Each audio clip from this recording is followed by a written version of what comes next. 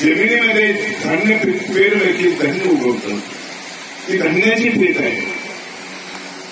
पण माणसाच्या शरीरामध्ये कर्म उगवतं, ही कर्माची पेट आहे.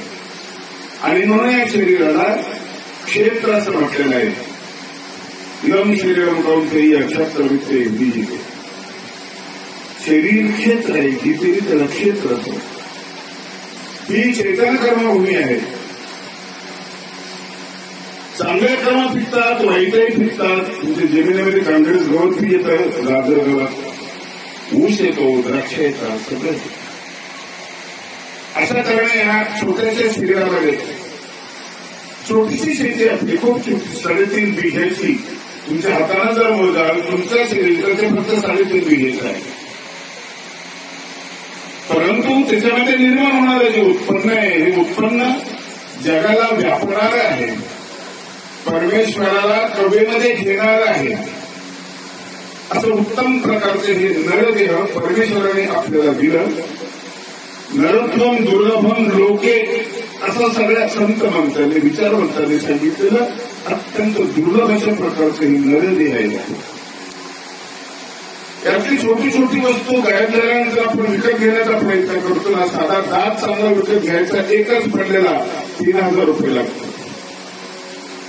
किडण्या विकत घ्यायचा, 2 किडण्याची किंमत 3-4 लाखाच्या पुढे किडण्याची किंमत आहे. वाल अमुक तमुक.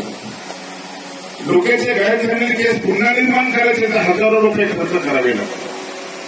स्वाभाविक शरीराचं सौंदर्य निघून गेल्यानंतर पुन्हा तुम्ही निर्माण करू शकत नाही. आजही आपण रक्त निर्माण करू शकलो नाही. एवढं सगळं डोकं याला कसं माहितीये, मोदी कुठे गेलं कसं माहितीये, रशियाचा अध्यक्ष काय करतो कसं माहितीये, पाकिस्तानमध्ये काय चाललं कसं माहितीये. काही दिवसापूर्वी मला फोन आला, इथल्या कार्यक्रमाची कल्पना तरी अंगरगाव माझ्यामध्ये लोड केलं. मला माहिती नव्हतं, आणखी आलो नव्हतं. आणि लोड केलं ते माझ्या आठवणीत राहिलं. एवढंच डोकं कसं आठवणीत राहिलं. परंतु तुम्ही निघून जाईल त्यावेळेस ते कर्म प्रिंट झालेले असतील. कदाच विश्वराम कोणी जर म्हटलं हंगर काही फक्त माझ्या लोकांनी लक्षात येईल की आनंदराव पाटलाच्या दुसऱ्याला आपण गेलो होतो. अपूर्व आहे. किती मोठा दगड जर असला तर दगडाला कळत नाही. हत्तीसारखा प्राणी असला त्याला विस्मरण होतं, त्याला कळत नाही. जनावर प्रगत होऊ शकले नाही, कारण विकास आणि गती जनावरांच्या जीवनामध्ये नसते. परिवर्तनशील असलेला हा माणूस खऱ्या अर्थाने अत्यंत दुर्लभ शरीर आहे. दुर्लभ हे विकत घ्यायचं म्हटलं तर 1250 कोटी रुपये लागतात असं एकाने म्हटलेलं आहे. एवढ्या मोठ्या किमती जशी 200-300 रुपयाच्या बरोबर आपण खर्ची करत असतो. कळत नसल्यामुळे आपण याच्यामध्ये विसरणं टाकत असतो. धूर याची गरज नाही, धूर पोटात टाकतो. मद्यपानाची गरज नाही, ते पोटामध्ये टाकतो.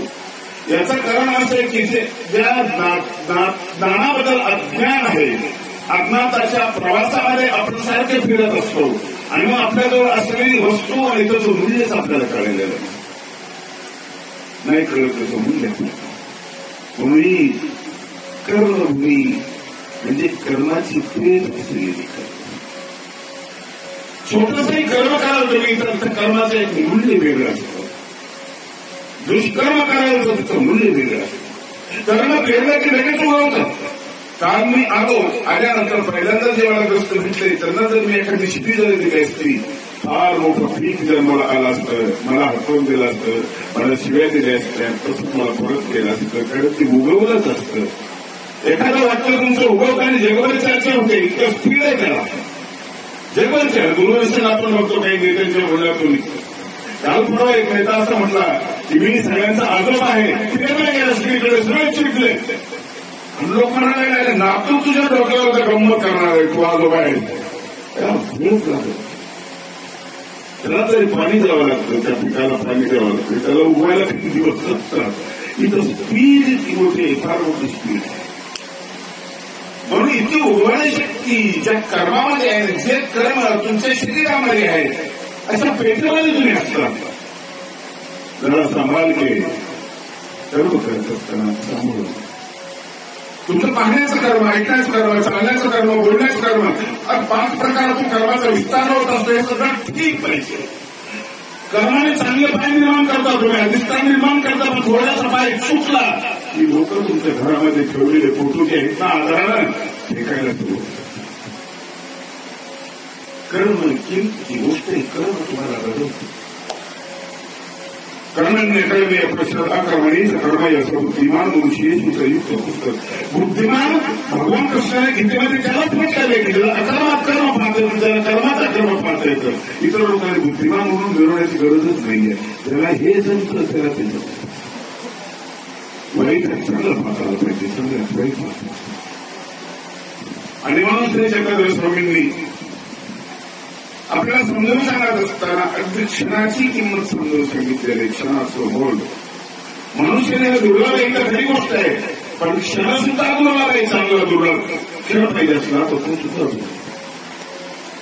स्वामी आपल्या परिवाराला समजावून शकतात मी गेल्यानंतर कसं आहे. थोडीशी नावे लावायची आली आणि महत्वाची थोडीशी पूर्व होते. पहिल्यांदा पूर्वर होते स्वामी समजावून सांगतात, दुसऱ्यांदा पूर्वर होते स्वामी समजावून सांगतात, तिसऱ्यांदा स्वामी एखादा बसल्यानंतर महदंबा येते भेटायला तेव्हाही हा नीट बोलत नाही, नाग घेऊन नीट बोलत नाही. तुमचा प्रत्येक वाक्य असं फेरण्याला जातं, ते परिणाम करून जातो. क्षणभराचं वाक्य द्रौपदीचं दुर्योधन पाण्यात पडला, ते काय चमत्कार होता की रचना त्याच्या प्रकारची ती त्याचा गैरसमज झाला. जिंकलाय पाय थोडा पाण्यामध्ये पडला आणि द्रौपदीने एकच वाक्य उच्चारलं, आंधळ्याची मुलं आंधळी असतात 100% सासऱ्याची मर्यादा. दुर्योधनाची चेष्टा कर पण हा वाक्य कशाला असे तू कृष्णाची बहीण असतील म्हणून तो असं बोलण्याची परवानगी नाहीये. इतकं विषारी वाक्य आहे. तिला जिभेतून बाहेर पडलं. महाभारताची युद्ध घडलं ही नंतरची गोष्ट आहे. परत सुईच्या टोकावर देणार नाही, बसण्याची माती देणार नाही, पण आरंभ इथून होणार.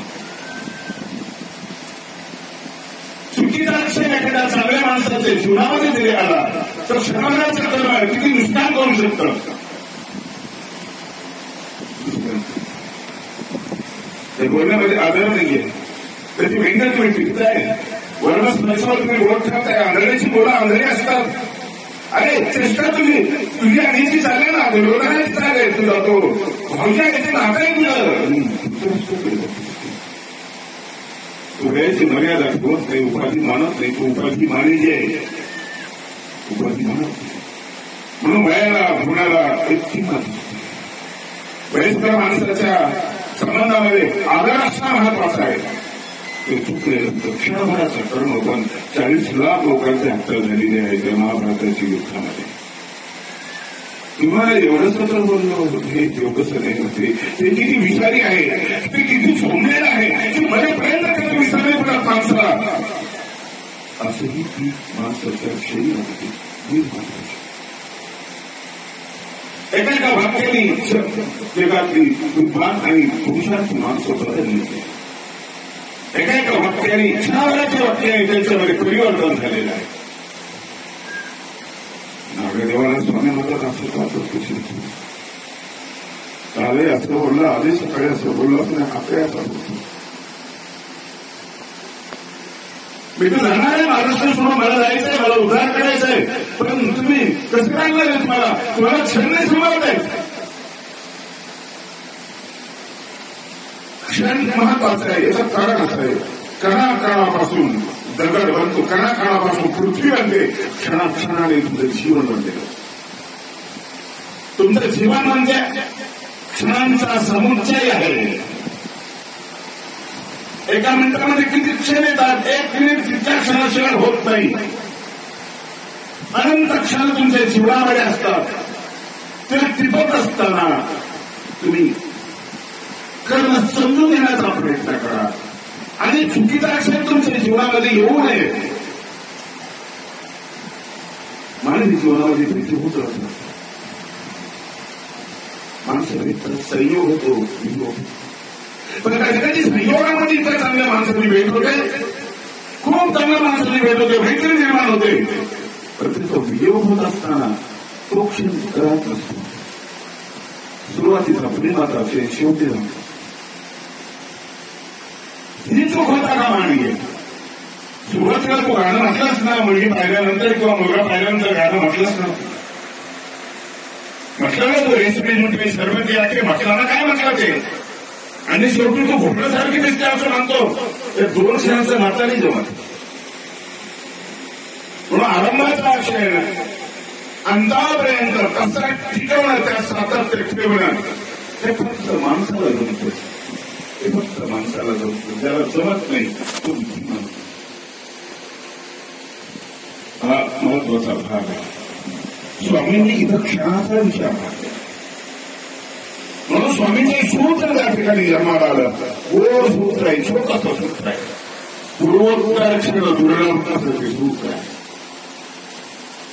एक आनंदित अक्षर असतो आणि एक शेवटचं अक्षर असतो.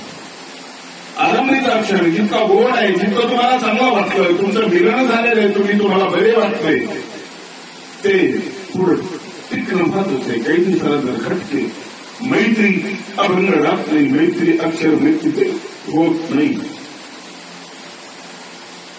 पण संयोगामध्ये जे सुरू आहे ते वियोगापर्यंत थांबत नाही. हीच माणसाची कमजोरी आहे. आनंदाचं सुख शेवटपर्यंत थांबत नाही. आनंद प्रार्थने ज्या क्षणाला काम सुरुवात केला तो वक्त्यांनी सगळ्यांनी जे त्याचं कौतुक केलं. सकाळी 3 वाजता देवपूजा करणं, मंदिरात जाणं, आरती करणे, शेवटच्या क्षणापर्यंत त्यांच्या जीवनामध्ये, आणि या 2 क्षणाच्या मिलनामध्ये आनंदच असतो. फक्त आनंद असतो. फक्त आनंद. सर्वज्ञांनी भांडत असताना हे सूत्र सांगितले लक्षात ठेवा. भांडत असताना पूर्वीचं अक्षर तुम्ही भेटले त्यावेळेचं अक्षर आणि उत्तर अक्षर 2च क्षण आहे. आपलं जीवन 2च क्षणामध्ये आहे. तुमचा जन्म झाला त्यावेळेचं अक्षर, तुमचा शेवट झाला त्यावेळेचं अक्षर, 2 क्षणाच्या मध्ये आपलं जीवन 2च क्षणाच्या मध्ये. आणि म्हणून जीवन घडवत असताना तुम्ही तुमच्या क्षणावर लक्ष देणं महत्वाचं आहे. एखादा माणूस भेटला, क्षणभरात आपल्याला आनंद वाटतो, क्षणभरातून आपण काहीतरी शिकतो. मी जेव्हा दुसऱ्याला एका भिक्षुकाला वाटायला गेलो पंजाबमध्ये, त्याला शिकायला जायचं, तुम्ही गुरुकुलच होतो, आणि बापावर आम्ही बसलो. तेवढ्यामध्ये एक संदेश आला. कळकट फळकट कपडे अंगावर, दाढी वगैरे वाढलेली, केसाची, प्रवासात आंघोळ झालेली नसेल त्यामुळे तो कसा तरी दिसायचा. त्याच्या भंगेमध्ये जी बोटली होती ती कळकट मळकट होती, छोटीशी होती.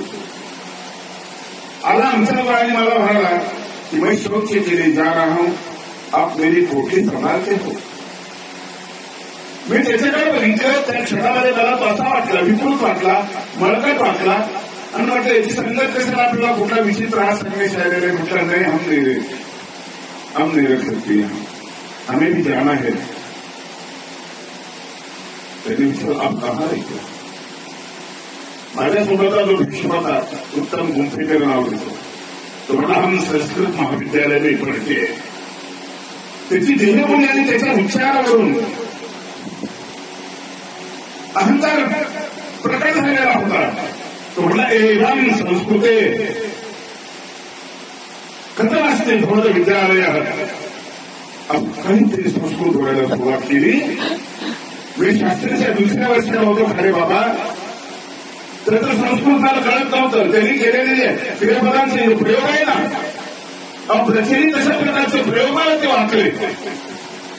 आमचा घाम निघाला. सुरुवातीला दिसलेला माणूस ज्या क्षणामध्ये मी पकडला तो चुकीचा माणूस पकडला. मी कपड्याच्या मदतीने पकडला, रंगरूपाच्या मदतीने पकडला.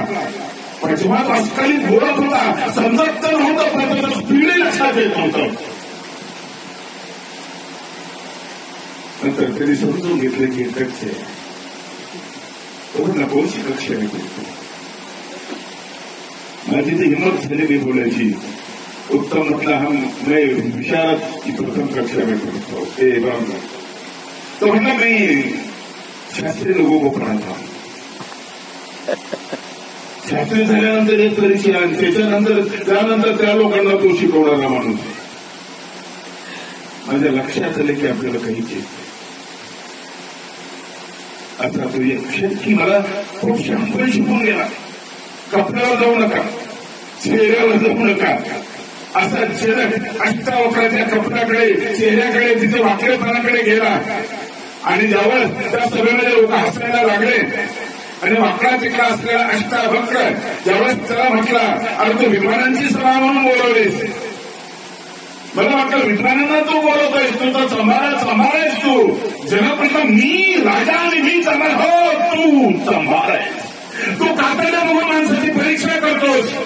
माझं काळाबोरांना बघितलं, वाकड्या तिकडे सगळी बघितलं, तू विद्वानांच्या सभेमध्ये नाहीस. माझी विद्वत्ता बाप आणि इतर शास्त्रार्थ सुरू केला. जनकाची काय अवस्था झाली असेल माझ्या लक्षात आलं. भुसावळच्या त्या स्टेशनला तो ओबडधोबड दिसलेला संदेश बघितल्यानंतर चुकतो अंदाज आपला, अंदाज चुकतो. अशी गोड शेत आधी माझ्या डोळ्यासमोर त्याचा शेडा दिसला. त्या संदेशाच्या चेहरा आधी माझ्या डोळ्यासमोर दिसतो. असा एखादा आनंदाचा क्षण तो टिपला आणि तो कायम लक्षात ठेवला. इथं स्वामी स्थिर व्हायला सांगतात आम्हाला, या क्षणावर स्थिर व्हायला सांगतात. असं वाईट क्षण येतात, क्षण कसेही असतात, क्षणाला चव असते. ते तुरट असतात, खारट असतात, तिखट असतात, गोड असतात, पांचट असतात, कसेही असतात, चमकदार असतात, कावरलेले असतात, कसे क्षण असतात. आणि असे क्षण येतात, एखाद्या क्षणामध्ये तुम्ही ज्यावेळेस एखादी वाईट गोष्ट करता, हजारो वर्षातील ते वाईट परिणाम करते. क्षणभराचा एखादा खडा तुम्ही तलावात जर टाकला तर तिथे तरंग निर्माण होत जातात, तुम्ही निघून जातात, परंतु ते तरंग काठापर्यंत पोहोचल्याशिवाय राहत नाही. त्याचा परिणाम काठावर पोहोचलेला असतो. एखाद्या क्षणाचा दूरगामी परिणाम जो आहे तो कळणार, हे महत्वाचं आहे. तो कळणार.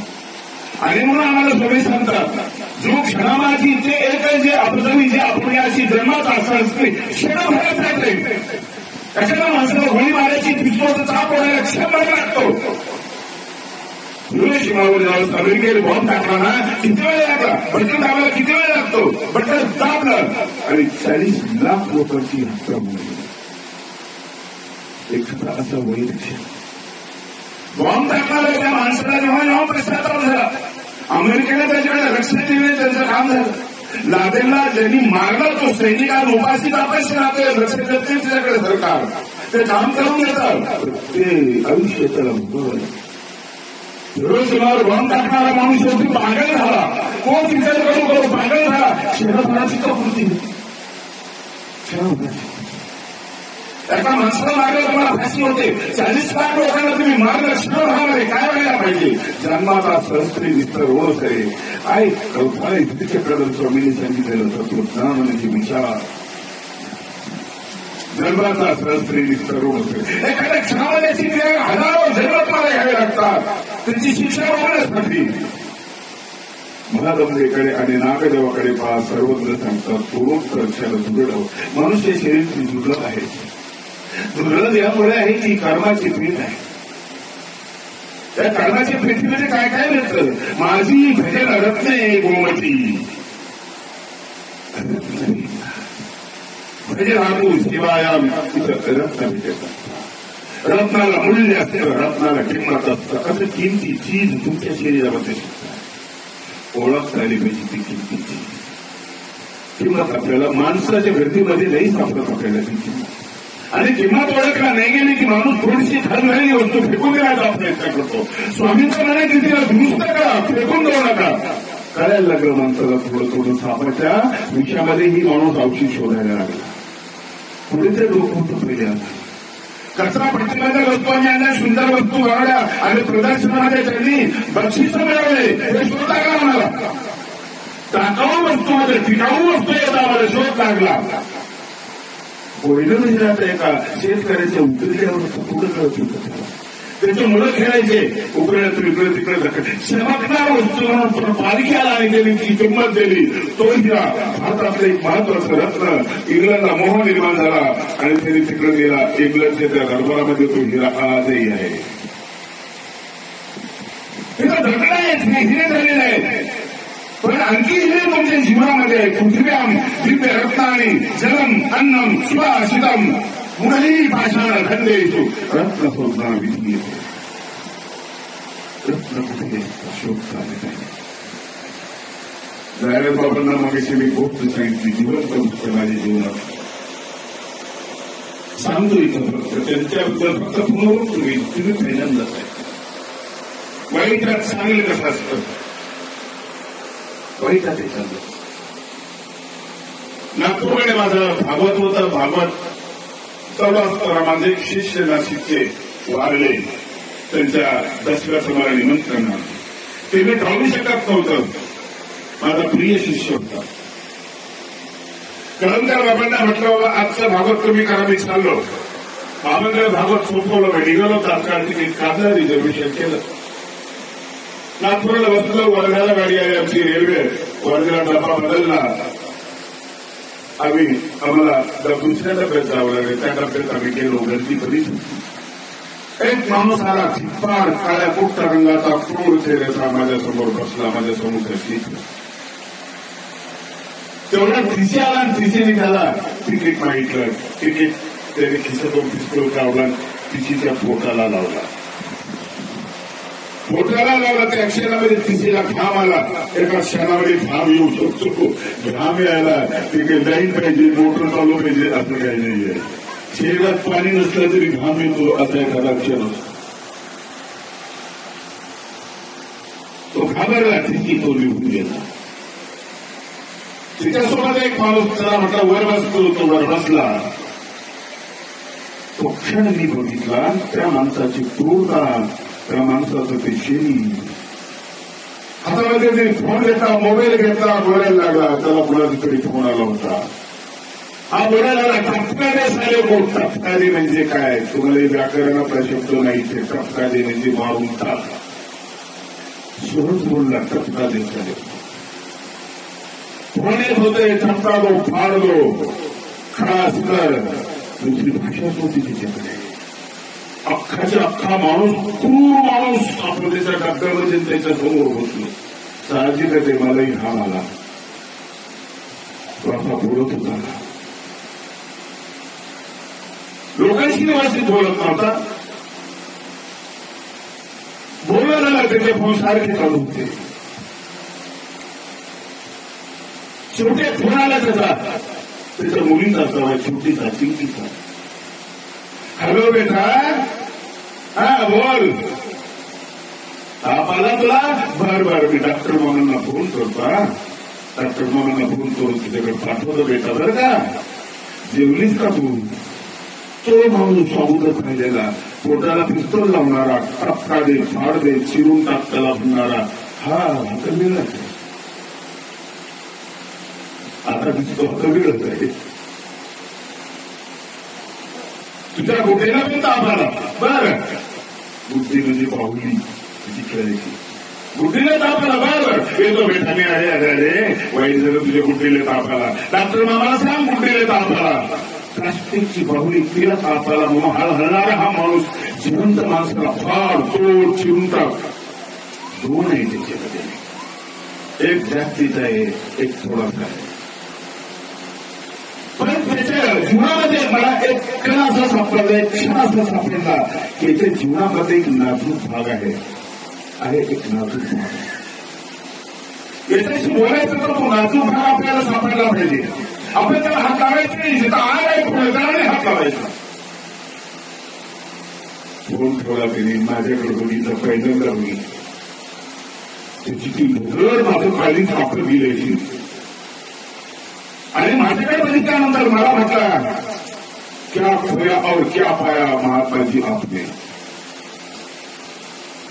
हा प्रश्न तर तुझा महत्वाचा नसता. त्याचा खूप महत्वाचा.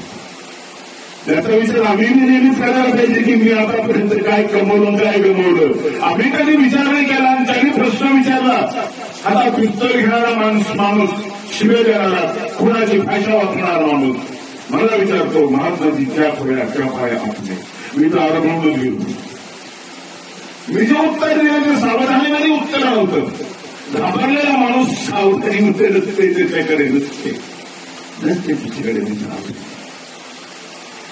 मैं मतलब जवानी खोया और बुढ़ापा आया और कुछ भी नहीं है. इतना खुद झाला तो माझ्यावर. आप सही बोलते बाबाजी. बहुत लोगों को मैंने पूछा, बोले कोई कहता मैंने मुझे साक्षात्कार हुआ, मुझे ये हुआ, मैं मुझे सब झूठ बात है. आप सच बोल रहे हो. आपने जवानी खोई और बुढ़ापा पाया. इतना सच होने वाला आदमी को कहीं भी देखा नहीं मैंने। थोड़ा सा मोकळं झालो मी, पण आता हे झालं म्हणजे काय झालं तो कोणा त्याला कशामुळे काय गेलं काय होईल काही त्याला सांगताच नाही आपल्याला।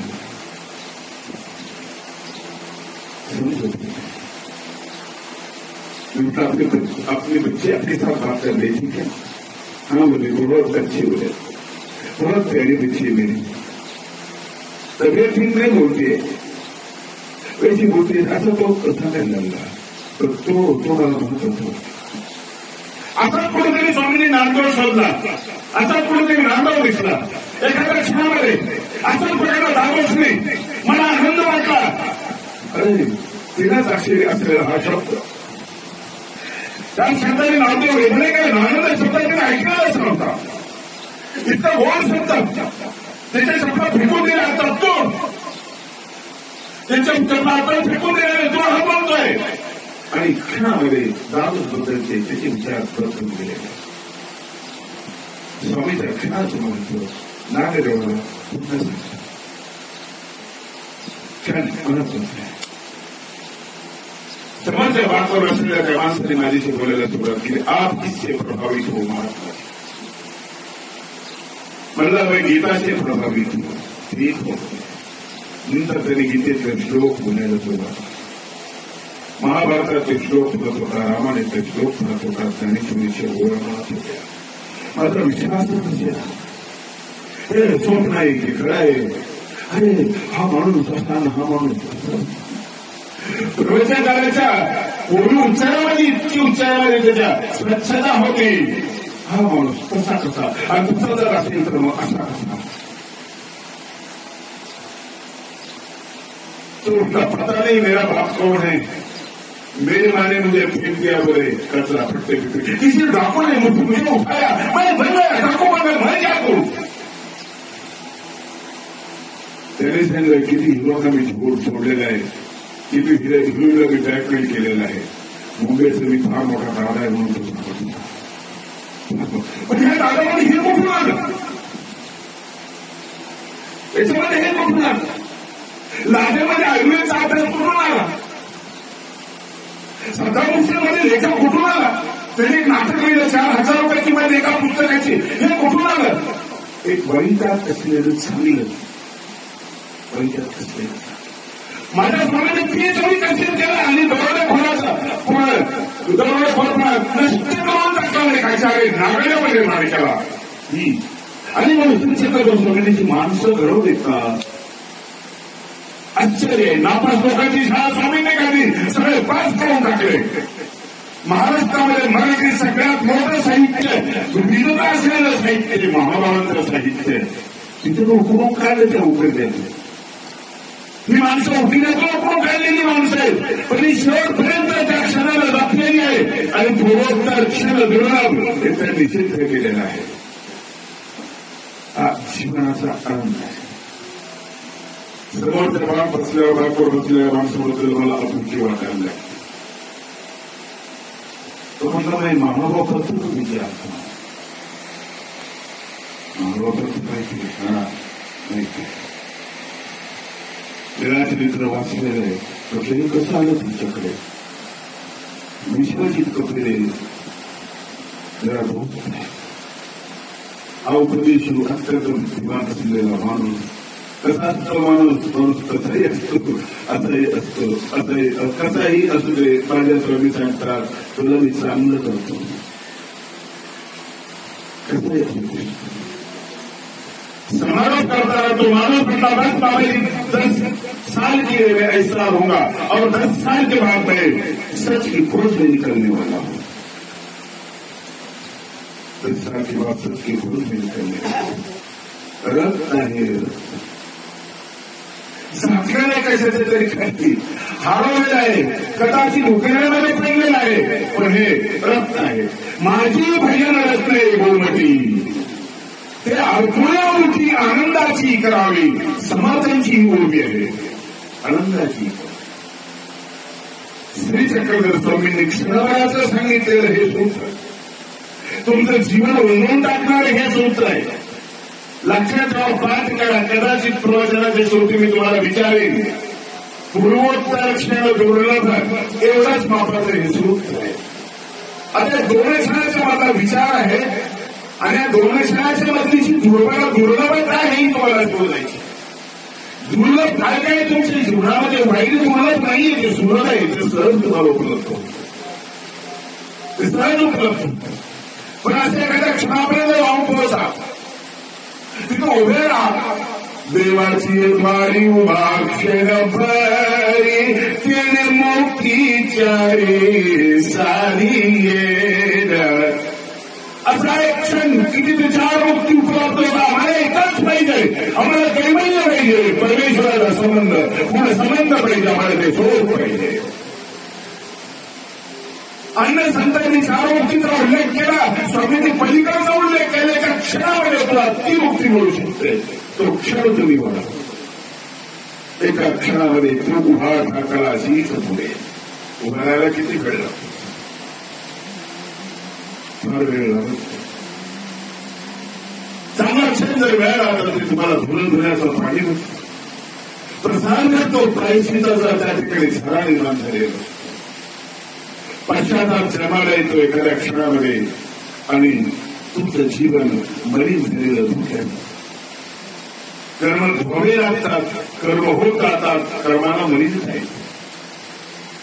कोई लाख करे चतुराई,